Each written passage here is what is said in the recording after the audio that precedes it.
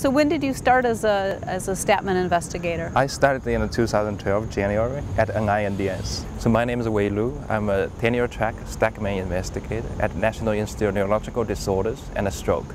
Let me ask you a question about being a Stadtman investigator.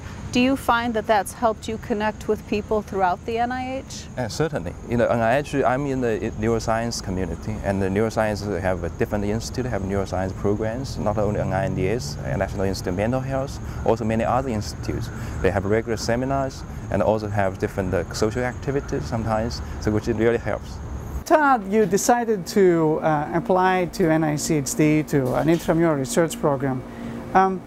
Why did you do that? Why coming to intramural NIH research program versus another academic center? Well, I think that starting out an independent position at the NIH is really terrific because it really provides you with tremendous resources to get your lab up and running. And you get to spend a lot more time focusing on the people you want to hire to start your lab with, but also to really focus on the science.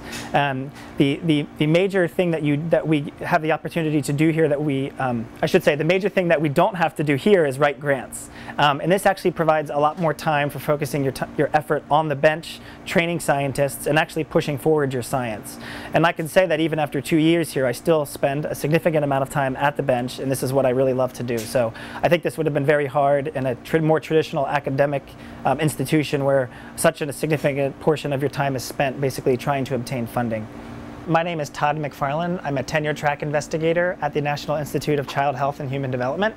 And as I mentioned, I came in through the Stadtman Investigator search 2 years ago. How many people have been hired through the Stadtman searches? So since we started in 2009, we've hired 39 people. There's still several people in negotiations from the 2013 application cohort. We typically hire about 8 to 11 per year, and this now represents about 1/3 of our tenure track hires.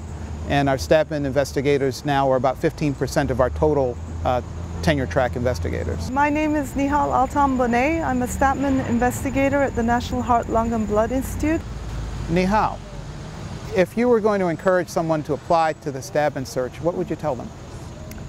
Well, at other institutions where you could be going into one department, say the biochemistry department or the cell biology department or the developmental biology department, those kinds of borders, definitions don't exist here. So at a Heart, Lung, Blood Institute, you could be working on development, you can be working on infectious diseases, you could be working on cell biology, basic biochemistry, structural biology, all of those things could be in one institute. So, and that means practically you as an investigator have access to those human and material resources that again, at other institutions would not be possible. So I think I would have the candidate who's applying for a Stadtman investigator think about those possibilities and think about how that kind of an environment, a rich environment, would benefit their research, their vision for the next few years. So Audrey, tell me, what was the application process like? I know it's a little bit different than, perhaps more traditional academic type of application. So what was your take on that? Yeah, so I applied to several academic positions and I applied to the Stadtman. So that really allows me to compare and contrast to two different processes. So the Stadtman is really a multi-level process, which is basically 2 phases. So there's the written phase where you send in your application. It's supposed to be a transformative research idea, high risk, high impact. And then there's a series of oral presentations where you come to the campus and you actually defend your proposal. So I would say it's a very multi-level process. It's a very positive process, but it's more multi-level than the traditional university academic process. Hello, I'm Audrey Harris. I'm a Stadtman investigator. I'm a tenure-track investigator at NIH Laboratory of Infectious Diseases. Yeah, and if I can add to, I think for some of the sections, depending on what they are and how many applicants there are, it ends up also involving kind of a symposium-like day where we actually invite many of our applicants that we are very interested in. So there could be a symposium day of about 6 to 10 people coming together, giving short presentation, meeting with the search committee as well as with people at the NIH that may be interested in.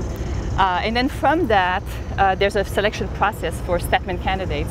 So that's a little bit different, I think, than what people are used to, but my experience has been that actually people end up really liking it at the end of the day because it's quite dynamic.